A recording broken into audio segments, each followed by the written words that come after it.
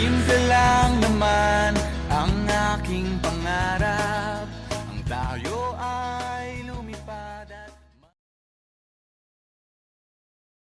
Ang depression ay ang ng emotional stability ng isang tao.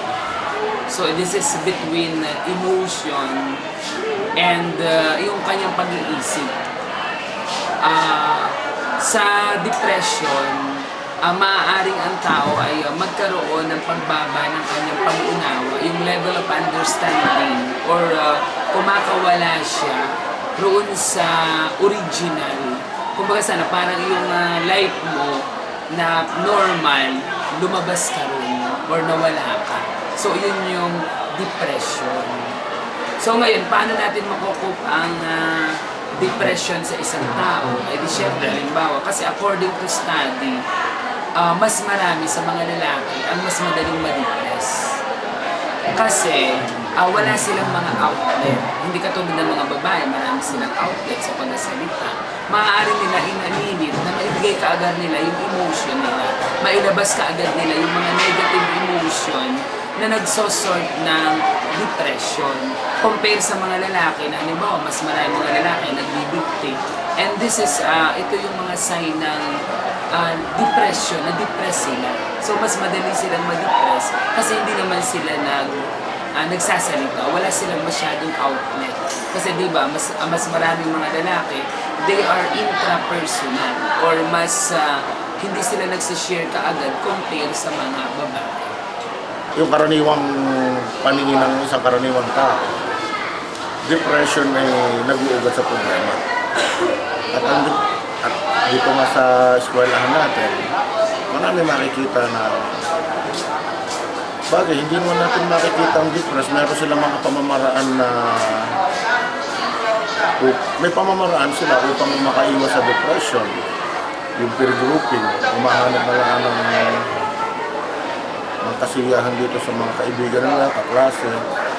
At yun naman mga masasabi natin depressed, nagkakaroon sila ng sintomas na para silang mga detached, yung ayaw makihalubilo, yung nag-iiwas na makausap. Pero hindi nga natin ma-detect talaga kasi hindi nga naman tayo psychologist, hindi naman tayo psychiatrist. Pero personally speaking,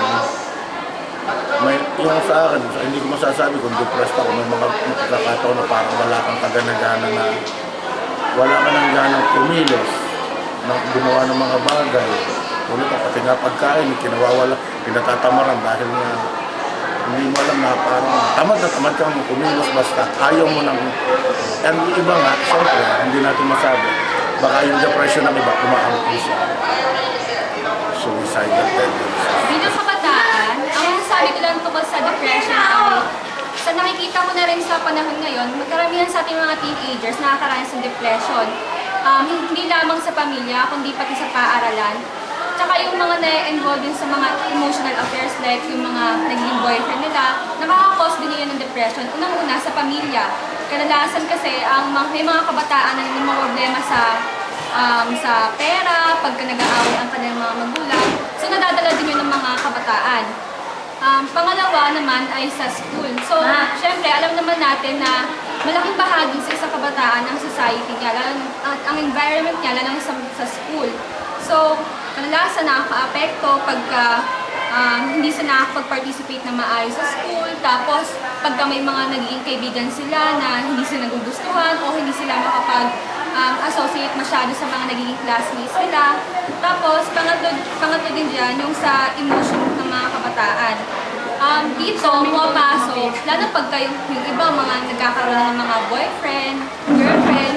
So kadalasan, pagka hindi nag-workout yung mga relationship na yon, nadadala din nila yun tapos nagiging depressed din ng isang tao. At dahil doon, hindi rin sila nakapag-participate na maayos sa school, sa pamilya nila, sa environment. So, sa tingin ko, yung tatlong nasabi ko na yun, pamilya, friends, society, environment, school, tsaka love life, malaking aspeto yun pagdating sa pagdating sa pag-develop ng kanilang sarili, nakaka-cause ng depression. Yun lang. Lahat magagawa, hindi ako ako matatakot. Hindi mangangamba basta't ikaw ang nasa puso ko.